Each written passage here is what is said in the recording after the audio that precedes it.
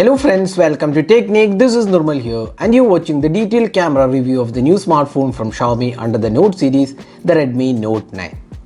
So similar to the Note 9 Pro and the Pro Max, the Note 9 also employs a quad camera setup. It has a primary 48 megapixel sensor and a punch hole 13 megapixel selfie camera.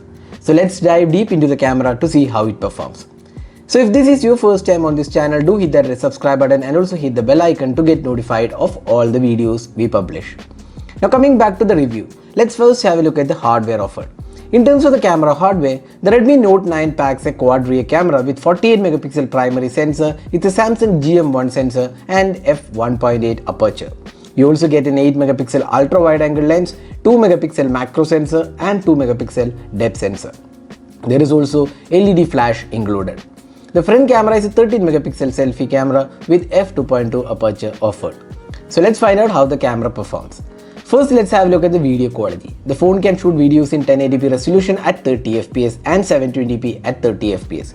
The lack of 4K and 1080p at 60 fps is definitely a downside.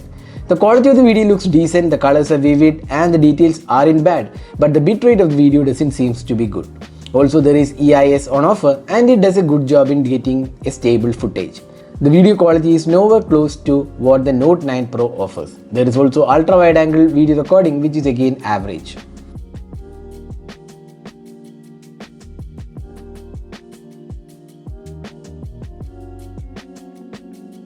Moving on to the photos, the daylight shots taken with a 48 megapixel camera came out decent. The colors are vivid and the details looks okay, but considering that it has a 48 megapixel GM1 sensor, the results are underwhelming. When you zoom into the pictures, you can see the noise levels are high in daylight shots and the colors are quite okay, but there is again a tendency to saturate the images. Overall, we feel Xiaomi could have done a better job here in terms of quality. The dynamic range also seems quite okay, but again not the best we have seen in this price segment.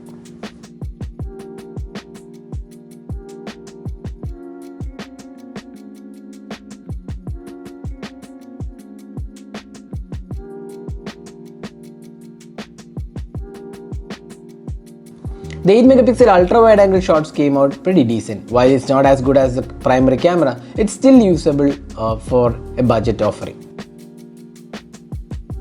The close-up shots taken with the camera was quite good and it had good details and good sharpness levels as well. Once again, the color reproduction isn't accurate and it has a tendency to go with vivid colors. There is also a pro color mode in the camera UI which makes the photos vivid and colors to pop out. This is basically useful for social media posts.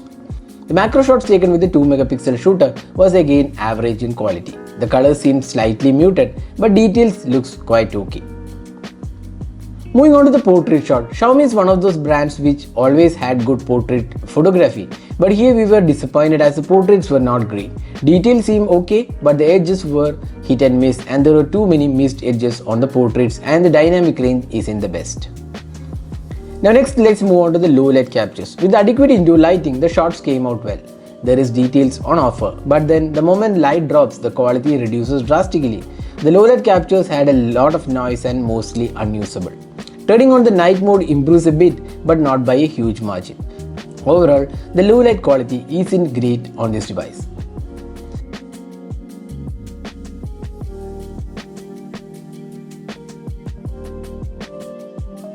Moving on to the selfie camera, the 13 megapixel shooter can shoot some decent selfies with good sharpness levels and details. The dynamic range is also quite acceptable. We turned off the beauty mode since we like selfies without beauty. Since selfies are more of a personal choice, you can judge based on the clarity. The phone also comes with portrait mode and here again the edge detection is decent.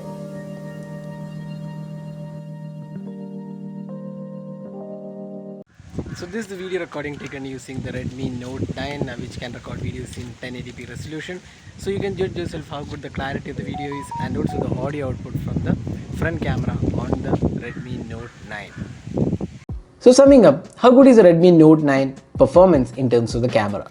With good cameras on offer in the Note 9 Pro and the Note 9 Pro Max, the Redmi Note 9 fails to impress in a way the elder siblings did.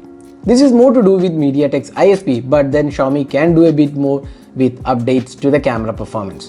While the Note 9 won't disappoint casual shooters, it still needs an improvement considering that it has 48 megapixel Samsung's GM1 sensor.